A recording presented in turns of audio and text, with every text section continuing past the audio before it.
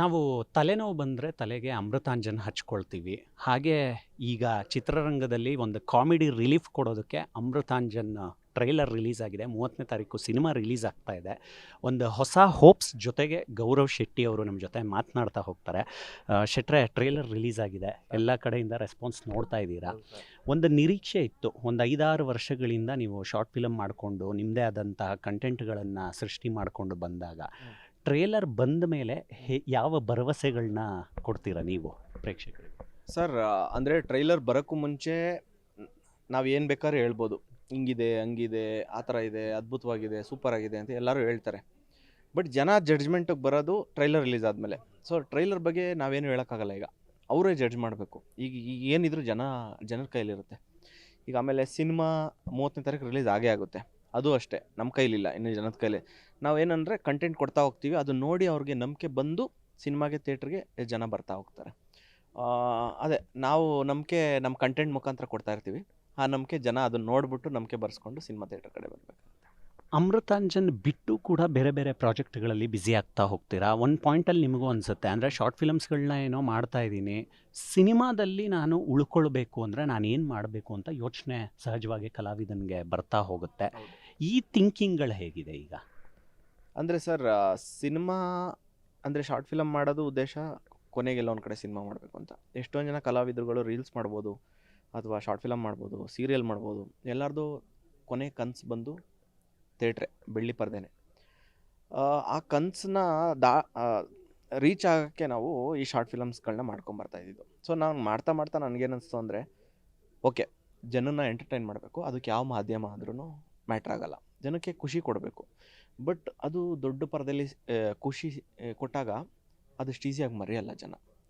ಅಂದರೆ ಏನಂತಾರೆ, ಈಗ ಆ ಕಾಲದಲ್ಲಿ ನರಸಿಂಹರಾಜ್ ಅವರು, ಅಥವಾ ದೊಡ್ಡಣ್ಣ ಅವರು, ಟೆನ್ನಿಸ್ ಕೃಷ್ಣ ಅವರು, ಸಾಧು ಸರ್ರು, ಇವ್ರನ್ನೆಲ್ಲ ಜನ ಇದೋದ್ರೂ ಮರೆಯಲ್ಲ ಅಷ್ಟು ಈಸಿಯಾಗಿ. ಯಾಕೆ ಅಂದರೆ ಆ ಬೆಳ್ಳಿ ಪರದೆಗಿರೋ ತಾಕತ್ತದು. ಈಗ ಒಂದ್ಸಲಿ ಬೆಳ್ಳಿ ಪರದೆಗೆ ಬಂದು ಅದಾದಮೇಲೆ ಆಮೇಲೆ ಕಾಮಿಡಿ ಸಿನಿಮಾಗಳು ಅವತ್ತಿನ ಕಾಲದಲ್ಲಿ ರಿಲೀಸ್ ಆಗಿರೋವು ಇವತ್ತಿಗೂ ನೋಡ್ತೀವಿ ನಾವು, ಇವತ್ತಿಗೂ ನೋಡ್ಬಿಟ್ಟು ನಗ್ತೀವಿ ನಾವು. ಕಾಮಿಡಿಗೆ ಸಾವಿಲ್ಲ. ಅವತ್ತು ಅಣ್ಣವ್ರದ್ದು ಬಂಗಾರದ ಪಂಜರ ಸಿನಿಮಾ ಇದೆಯಲ್ಲ, ಅದು ಇವತ್ತು ನೋಡ್ಬಿಟ್ಟು ನಾನು ಹೆವಿ ನಗ್ತೀನಿ. ಅಷ್ಟು ಇಷ್ಟ ನನಗೆ ಆ ಸಿನಿಮಾ. ಅಂದರೆ ಆ ಥರ ಒಂದು ಕಾಮಿಡಿಗಿರೋ ಶಕ್ತಿ ಅದು ಈ ಸಿನಿಮಾದಲ್ಲಿ ನಾವು ಮಾಡಿದ್ದೀವಿ. ಸಿನಿಮಾದಲ್ಲಿ ಉಳಿಬೇಕು ಉಳಿಬಾರ್ದು ಅದು ನಮ್ಮ ಹಣೆ ಬರ ಸರ್. ಯಾರನ್ನು ಉಳ್ಸೋಕ್ಕಾಗಲ್ಲ. ಅದು ಎಲ್ಲ ನಾವು ಮಾಡೋ ಕೆಲಸದ ಮೇಲೆ ಹೋಗುತ್ತೆ, ಅಥವಾ ನಾವು ಮಾಡೋ ಕೆಲಸ ಜನಕ್ಕೆ ಇಷ್ಟ ಆಗೋದ್ರ ಮೇಲೆ ಹೋಗುತ್ತೆ. ನನ್ನ ಹಣೆಯಲ್ಲಿ ಬರೆದಿದ್ರೆ ಎಷ್ಟು ದಿನ ಇರಬೇಕು ಅಂತ ಅಷ್ಟು ದಿನ ಇರ್ತೀನಿ. ಆಮೇಲೆ ಜನ ಎಷ್ಟು ದಿನವರೆಗೂ ನೋಡಿ ಖುಷಿಯಿಂದ ಚಪ್ಪಾಳೆ ಹೊಡಿತಾರೆ ಅಲ್ಲಿವರೆಗೂ ಕೆಲಸ ಮಾಡ್ತಾಯಿರ್ತೀವಿ. ಬಲವಂತವಾಗಿ ಅವ್ರ ಹತ್ರ ಹೋಗೋಕ್ಕೆ ನಂಗೆ ಇಷ್ಟ ಇಲ್ಲ. ಅಂದರೆ ಬಲವಂತವಾಗಿ ನೋಡಿ ನನ್ನ ಅವ್ರಿಗೆ ಇಷ್ಟ ಇಲ್ಲದೆ ಇದ್ದರೂ ಇದು ಮಾಡೋದು ಬೇಡ ಅನಿಸ್ತದೆ. ಎಷ್ಟು ವರ್ಷ ಅವರು ಇಷ್ಟಪಡ್ತಾ ಇರ್ತಾರೆ ಅಲ್ಲಿವರೆಗೂ ಮಾಡ್ಕೊಂಡು ಹೋಗೋಣ ಅಂತ. ನಮಗೆ ಗೊತ್ತಾಗಿದ್ದು, ನೀವು ಅಮೃತಾಂಜನ್ ಹಿಟ್ ಆದಮೇಲೆ ಆ ಶಾರ್ಟ್ ಫಿಲಮ್ಮು ಸುಮಾರು ಪಾತ್ರಗಳು ಬರ್ತಾ ಹೋಗುತ್ತೆ.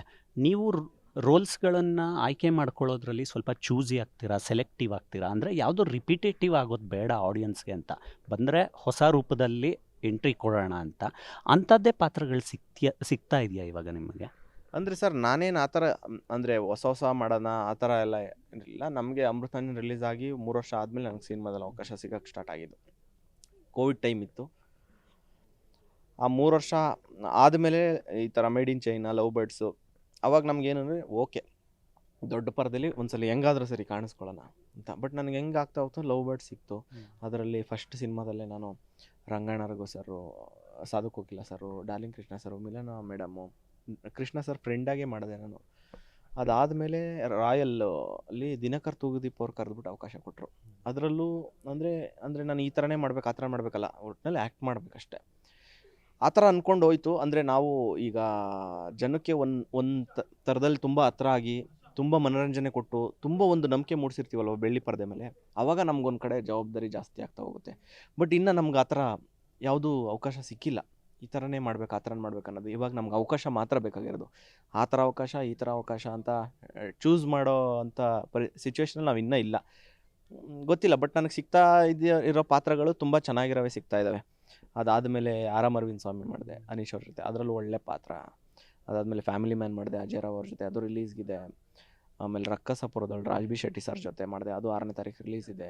ಸುಖಿ ಬಾಬಾ ಅಂತ ಸಿನಿಮಾ ಮಾಡಿದೆ, ಅದು ಹೊಸ ಥರ ಆಯಾಮ ಇರೋ ನನ್ನ ಕ್ಯಾರೆಕ್ಟ್ರಲ್ಲಿ ಪಾತ್ರ, ಅದು 6ನೇ ತಾರೀಕು ರಿಲೀಸ್ ಆಗ್ತಾ ಇದೆ. ಸೂಪರ್ ಹಿಟ್ಟು, ಅದರಲ್ಲಿ ಮೇಯ್ನ್ ಲೀಡಾಗಿ ನಾನು ಗಿಲ್ಲಿ ಅವರು ಆ್ಯಕ್ಟ್ ಮಾಡಿದ್ದೀವಿ, ಒಳ್ಳೆ ಕಾಮಿಡಿ ಇರೋ ಸಿನಿಮಾ, ಅದು ಫೆಬ್ರವರಿ ರಿಲೀಸ್ ಆಗ್ತಾ ಇದೆ. ಇವಾಗ ಮುದುಗುಮ್ಮ ಅಂತ ನಾನು ಪಾಯಲ್ಲೇ ಪೇರಾಗಿ ಮಾಡ್ತಾಯಿದ್ದೀವಿ ಒಂದು ಸಿನಿಮಾ, ಅದು ಅರ್ಧ ಆಗಿದೆ, ಅದು ತುಂಬ ಚೆನ್ನಾಗಿ ಬರ್ತಾಯಿದೆ, ಆರ್ ಕಾಮಿಡಿ ಅದು. ಅದಾದಮೇಲೆ ಬೀರ್ಬಲ್ 2 ನಡೀತಾ ಇದೆ, ಅದು ಆಲ್ಮೋಸ್ಟ್ 95% ಶೂಟ್ ಆಗಿದೆ. ಶ್ರೀನಿ ಸರ್ ಅವಕಾಶ ಕೊಟ್ಟಿದ್ದಾರೆ, ಅದ್ಭುತವಾಗಿದೆ. KVN sir production. ಅಂದರೆ ಈ ಥರ ಪಾತ್ರಗಳು ಸಿಗ್ತಾ ಇರೋದೇ ನನಗೆ, ಚೆನ್ನಾಗಿರೋ ಪಾತ್ರಗಳು ಸಿಗ್ತಾ ಹೋಗ್ತಾ ಇದ್ದಾವೆ. ಗೊತ್ತಿಲ್ಲ ಅಂದರೆ ಕೆಲವೊಂದು ಗೊತ್ತಿಲ್ಲದೇ ಹೋಗಿ ಮಾಡಿ ವಾಪಸ್ ಬಂದಿರೋದು ಇದೆ. ಅಂದರೆ ಕೆಲವೊಂದು ನಮಗೆ ಇಷ್ಟ ಇಲ್ಲದೇ ಇದ್ರೂ ಮಾಡಬೇಕಾಗುತ್ತೆ, ಅಂದರೆ ನಾವು ರಿಜೆಕ್ಟ್ ಮಾಡೋವಂಥ ಸಿಚುವೇಶನ್ ನಾವು ಇರಲಿಲ್ಲ. ಬಟ್ ಇನ್ನು ಮುಂದೆ ಅಮೃತಾಂಜನ್ ತುಂಬ ಚೆನ್ನಾಗಾದರೆ ಆವಾಗ ಜನಕ್ಕೆ ಇಷ್ಟ ಆಗೋ ಥರದೇ ಮಾಡೋಣ ಅನ್ನೋ ಒಂದು ನಾವು ಚೂಸ್ ಮಾಡ್ಬೋದಾಗುತ್ತೆ. ಆ ಥರ ಕಂಟೆಂಟ್ ಕ್ರಿಯೇಷನ್ನು ಅಷ್ಟು ಸುಲಭ ಅಲ್ಲ ಅಂತ ನಿಮ್ಮ ಮಾತುಗಳಲ್ಲಿ ಕೇಳಿಸ್ತಾ ಇದೆ. ತುಂಬ ಜನ ಬರ್ತಾರೆ, ಈಗ ಡಿಜಿಟಲ್ ಕಾಂಪಿಟೇಷನ್ ಓಪನ್ ಆಗಿದೆ. ನೀವು ತುಂಬ ಐಡಿಯಾಲಜಿಗಳನ್ನ ಇಟ್ಕೊಂಡೇ ಬಂದಿರ್ತೀರ. ನಿಮಗೆ ಆಗ ಒಂಥರ ಇರುತ್ತೆ, ಅಂದರೆ ಶಾರ್ಟ್ ಫಿಲಮ್ಸ್ಗಳು, ನೀವು ಇನ್ಸ್ಟಾಗ್ರಾಮ್ ಶುರು ಮಾಡಿದಾಗ ಒಂದು ಪೀರಿಯಡ್ ಇತ್ತು. ಈಗ ಸಿನಿಮಾದಲ್ಲಿ ನಿಧಾನಕ್ಕೆ ಬ್ಯುಸಿ ಆಗ್ತಾ ಇದ್ದೀರಾ. ಆದಾಯ ಅನ್ನೋದು ತುಂಬ ಮುಖ್ಯ ಆಗ್ತಾ ಹೋಗುತ್ತೆ. ಅದನ್ನೊಬ್ಬ ನಟನಾಗಿ ಹೇಗೆ ನೋಡ್ತೀರಾ ನೀವು? ಅಂದರೆ ಆದಾಯ, ಈಗ ಒಂದು ಬಿಸ್ನೆಸ್ ಅಂತ ಮಾಡ್ತೀರಾ ಅಂದಾಗ ನೀವು ಡೈಲಿ ಅಂದರೆ ಒಂದು ಹೆಸರಾಂತ ಬಿಸ್ನೆಸ್ ಅಂದರೆ ಯಾವುದೋ ಒಂದು 10 ವರ್ಷ 15 ವರ್ಷದಿಂದ ಉಳಿಸ್ಕೊಂಬಂದಿರ್ತಾರೆ ಒಂದಷ್ಟು ಜನ ಕಸ್ಟಮರ್ಸ್ನ, ಅವ್ರಿಗೆ ರೆಗ್ಯುಲರಾಗಿ ಇಷ್ಟು ಮಂತ್ಲಿ ಬಿಸ್ನೆಸ್ ಅಂತ ಆಗ್ತಾ ಇರುತ್ತೆ ಅಲ್ವಾ. ಸೊ ಹೊಸ್ದಾಗಿ ಏನೋ ಸ್ಟಾರ್ಟ್ ಮಾಡ್ತಾರಲ್ವಾ ಬಿಸ್ನೆಸ್ನ, ಹೊಸ್ದಾಗಿ ಬಿಸ್ನೆಸ್ ಸ್ಟಾರ್ಟ್ ಮಾಡಬೇಕಾದ್ರೆ ಅವ್ರಿಗೆ ಒಂದಿನಕ್ಕೆ ಇಷ್ಟೇ ಆದಾಯ ಬರುತ್ತೆ ಅಂತ ಗೊತ್ತಿಲ್ಲ. ಒಟ್ಟಿನಲ್ಲಿ ಬಿಸ್ನೆಸ್ ನಡೆಸ್ತಾ ಇರಬೇಕು, ಯಾವತ್ತೋ ಒಂದಿನ ಕೈ ಹಿಡಿಯುತ್ತೆ, ಯಾವತ್ತೋ ಒಂದಿನ ಕಸ್ಟಮರ್ಸ್ ನಮ್ಮ ಬಿಸ್ನೆಸ್ನ ಇಷ್ಟಪಟ್ಟು, ನಮ್ಮ ಪ್ರಾಡಕ್ಟ್ನ ಇಷ್ಟಪಟ್ಟು ಯಾವತ್ತೋ ಒಂದಿನ ಜಾಸ್ತಿ ಜನ ಬರೋ ಸ್ಟಾರ್ಟ್ ಆಗ್ತಾರೆ.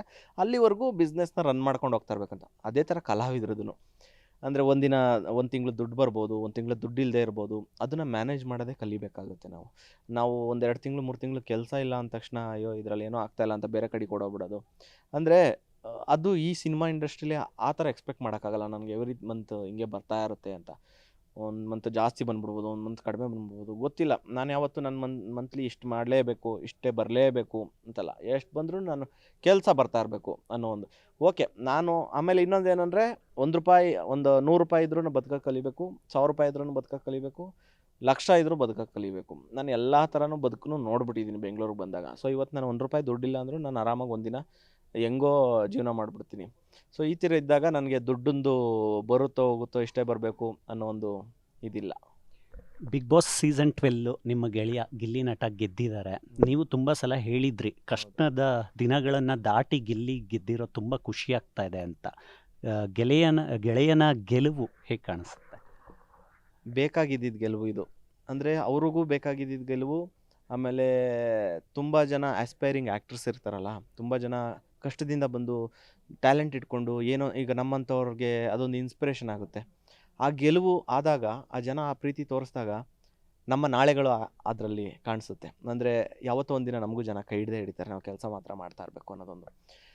ಆ ಥರ ಒಂದು ಟ್ರೆಂಡ್ನ ಸೆಟ್ ಮಾಡಿದ್ದಾರೆ ಗಿಲ್ಲಿಯವರು. ಅಂದರೆ ಆ ಜನ ಸಂಪಾದನೆ ಇರ್ಬೋದು, ಆ ಖುಷಿ ಇರ್ಬೋದು, ಅದು ತುಂಬ ಖುಷಿ ಕೊಡುತ್ತೆ. ಅಂದರೆ ಫ್ಯೂಚರಲ್ಲಿ ಹೊಸಬ್ರಿಗೆ ಅಂದರೆ ಇವತ್ತೊಂದು ದಿನ ನೀವು ನೋಡ್ಬೋದು, ತುಂಬ ಜನ ದುಡ್ಡು ಇಟ್ಕೊಂಡು ಸಿನಿಮಾ ಅವ್ರಿಗೇನು ಲಾಸ್ ಆದರೆ ಏನು ಮ್ಯಾಟ್ರ್ ಆಗೋಲ್ಲ. ಅವ್ರನ್ನ ದುಡ್ಡು ಕೊಟ್ಟು ಜನನ ಸೇರಿಸೋದಿರ್ಬೋದು, ಪ್ರತಿಯೊಂದು ಇರ್ಬೋದು.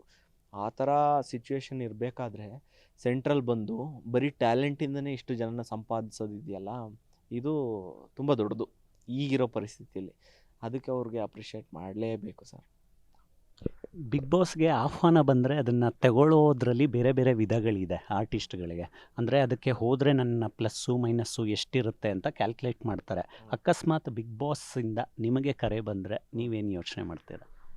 ನಾನು ಅದೇ ನನ್ನ ಸಿನಿಮಾ ಕಮಿಟ್ಮೆಂಟ್ ಏನಾದರೂ ಜಾಸ್ತಿ ಇದ್ದರೆ ಗೊತ್ತಿಲ್ಲ, ಆ ಟೈಮಲ್ಲಿ ಯಾವ ಥರ ಇರುತ್ತೆ ಪರಿಸ್ಥಿತಿ, ನನಗೆ ಹೋಗೋ ಥರ ನನಗೆ ಟೈಮ್ ಅಂದರೆ ಸಿನಿಮಾಗಳು ಹೋಗೋ ಥರ ನನಗೆ ದಾರಿ ಮಾಡಿಕೊಟ್ರೆ ಖಂಡಿತ ಹೋಗ್ತೀನಿ. ಯಾಕೆಂದರೆ ಹೇಳ್ಕೋಬಾರ್ದು, ಗೊತ್ತಿಲ್ಲ, ನಾನು ಹೋಗ್ಬೋದು ಅನ್ನೋ ಒಂದು ಥಾಟ್ ಪ್ರೊಸೆಸ್ ಇದೆ ನನಗೆ. 30ನೇ ತಾರೀಕು ಸಿನಿಮಾ ರಿಲೀಸ್ ಆಗ್ತಾ ಇದೆ, ಅಮೃತಾಂಜನ್ನು. ನಾನು ಪ್ರಾರಂಭದಲ್ಲೇ ಹೇಳಿದೆ, ಹಚ್ತಾ ಇದ್ದೀರಾ ತಲೆಗೆ ಅಂತ. ಕಾಮಿಡಿ ರಿಲೀಫ್ ಸಿಗ್ತಾ ಇದೆ, ಜನಕ್ಕೆ ಏನು ಹೇಳ್ತೀರಾ? ಕಾಮಿಡಿ ರಿಲೀಫ್ ಅಂದರೆ ಇದೊಂದು ಅಮೃತಾಂಜನ್ನು ನಿಮಗೆ ಮರಿದೇ ಇರೋವಂಥ ಸಿನಿಮಾ ನೋಡಿ. ಇವತ್ತು 5 ವರ್ಷ ಆಗಿದೆ ಅಮೃತಾಂಜನ್ ಶಾರ್ಟ್ ಫಿಲಮ್ ರಿಲೀಸ್ ಆಗಿ. ಆ ಅಮೃತಾಂಜನ್ನ ಇವತ್ತು ನೆನ್ಪಿಟ್ಕೊಂಡಿದ್ದಾರೆ ಅಂದರೆ ನೀವೇ ಯೋಚನೆ ಮಾಡಿ, ಯೂಟ್ಯೂಬಲ್ಲಿರೋ ಒಂದು ಶಾರ್ಟ್ ಫಿಲಮ್ನ. ಈ ಥರ ಈ ಅಮೃತಾಂಜನ್ ಸಿನಿಮಾ ರಿಲೀಸ್ ಆದಮೇಲೆ ಇನ್ನು ಮುಂದಿನ ಡಿಕೇಡ್ವರೆಗೂ ಅಮೃತಾಂಜನ್ ಸಿನಿಮಾನ ನೆನ್ಪಿಟ್ಕೊಳ್ಳೋ ಅಂಥ ಸಿನಿಮಾ ಅಮೃತಾಂಜನ್ ಸಿನಿಮಾ. ಜನವರಿ 30ನೇ ತಾರೀಕು ರಿಲೀಸ್ ಆಗ್ತಾಯಿದೆ. ಟ್ರೈಲರ್ ರಿಲೀಸ್ ಆಗಿದೆ. ದಯವಿಟ್ಟು JRM ಸ್ಟುಡಿಯೋಸಲ್ಲಿ ಟ್ರೈಲರ್ ರಿಲೀಸ್ ಆಗಿದೆ, ನೋಡಿಬಿಟ್ಟು 30ನೇ ತಾರೀಕು ನಿಮ್ಮ ಹತ್ತಿರದ ಚಿತ್ರಮಂದಿರಗಳಲ್ಲೇ ಬಂದು ನಮ್ಮ ಸಿನಿಮಾನ ನೋಡಿ ಸಪೋರ್ಟ್ ಮಾಡಿ, ಎಂಕರೇಜ್ ಮಾಡಿ. Thank you very much. Thank you ಶೆಟ್ರೆ, ನಿಮ್ಮ ಟೈಮ್ಗೆ. ಏನಕ್ಕಂದರೆ ತಲೆನೋವು ಅಂತ ಹೇಳಿದೆ, ಆ ತಲೆನೋವು ಮಾಯವಾಗಲಿ. ಚಿತ್ರರಂಗದಲ್ಲಿ ಒಂದಷ್ಟು ಸಮಸ್ಯೆಗಳಿದೆ. ಹೊಸಬರ ಚಿತ್ರಗಳು ಗೆದ್ದರೆ ಮಾತ್ರ ಮತ್ತೆ ಚಿತ್ರರಂಗ ಆ್ಯಕ್ಟಿವ್ ಆಗ್ತಾ ಹೋಗುತ್ತೆ. ಕಲಾವಿದರು ಬರೀ ಕಲೆ ಇರೋದು ಅಥವಾ ಸಿನಿಮಾ ಕಮಿಟ್ಮೆಂಟ್ ಇರೋರು, ಸಿನಿಮಾ ಮೇಲೆ ಪ್ಯಾಷನ್ ಇರೋರು, ಸಿನಿಮಾ ಮೇಲೆ ಪ್ರೀತಿ ಇರೋರು, ಸಿನಿಮಾನೇ ಬದುಕಾಗಿಸ್ಕೊಂಡಿರೋರು ಸಿನಿಮಾ ಮಾಡಿದಾಗ ನಿಜವಾಗ್ಲೂ ಗೆಲ್ಲುತ್ತೆ. ಸಿನಿಮಾ ಇಂಡಸ್ಟ್ರಿನೂ ಗೆಲ್ಲುತ್ತೆ. ಎಲ್ಲೋ ಒಂದು ಕಡೆ ಎಷ್ಟು ದುಡ್ಡು ಖರ್ಚಾದರೂ ಪರವಾಗಿಲ್ಲ, ನನ್ನ ಮಗನ ಹೀರೋ ಮಾಡೋ, ಎಷ್ಟು ಖರ್ಚಾದರೂ ಪರವಾಗಿಲ್ಲ, ಇದು ಲಾಸ್ ಆದರೂ ಪರವಾಗಿಲ್ಲ, ಹೀರೋ ಮಾಡ್ರಿ, ಆ ಥರ ಅಲ್ಲ ಸಿನಿಮಾ ಅಂದರೆ ಇವನು ಎಷ್ಟು ಚೆನ್ನಾಗಿ ಆ್ಯಕ್ಟ್ ಮಾಡ್ತಾನೋ ಇವನು ಹೀರೋ ಆಗಲ್ಲ, ಎಷ್ಟು ಚೆನ್ನಾಗಿ ಎಮೋಷನ್ ತೆಗಿತಾನೋ ಇವನು ಹೀರೋ ಆಗಲಿ, ಎಷ್ಟು ಚೆನ್ನಾಗಿ ಆ್ಯಕ್ಟ್ ಮಾಡ್ತಾನೆ ಗೊತ್ತಾದ್ರು ಅವನು ಹೀರೋ ಆಗಲಿ. ಈ ಥರ ಥಾಟ್ ಪ್ರೊಸೆಸ್ ಚೇಂಜ್ ಆದಾಗಲೇ ಸಿನಿಮಾಗಳು ಚೆನ್ನಾಗಾಗುತ್ತೆ, ಒಳ್ಳೆಯ ಸಿನಿಮಾಗಳು ಆಚೆ ಬರುತ್ತೆ, ಸಿನಿಮಾ ಇಂಡಸ್ಟ್ರಿ ಗೆಲ್ಲುತ್ತೆ ಅಂತ. ಹೊಸ ಕನಸುಗಳ ಜಾತ್ರೆ ಶುರುವಾಗಿದೆ. ಶುಕ್ರವಾರ ಅಮೃತಾಂಜನ್ ರಿಲೀಸ್ ಆಗುತ್ತೆ. ಯಾವುದೇ ಕಾರಣಕ್ಕೂ ಕೂಡ ಚಿತ್ರ ಮೋಸ ಮಾಡೋದಿಲ್ಲ ಅನ್ನುವಂಥ ಕಾನ್ಫಿಡೆನ್ಸ್ನಲ್ಲೇ ಗೌರವ್ ಶೆಟ್ಟಿ ಅವರು ನಮ್ಮ ಜೊತೆ ಮಾತನಾಡ್ತಾ ಹೋದರು. ಕ್ಯಾಮ್ರಾ ಪರ್ಸನ್ ಲಕ್ಷ್ಮೀಕಾಂತ್ ಜೊತೆ ಮಾವಳಿ ಕಾರ್ತಿಕ್, ಕರ್ನಾಟಕ ನ್ಯೂಸ್ ಬೀಟ್.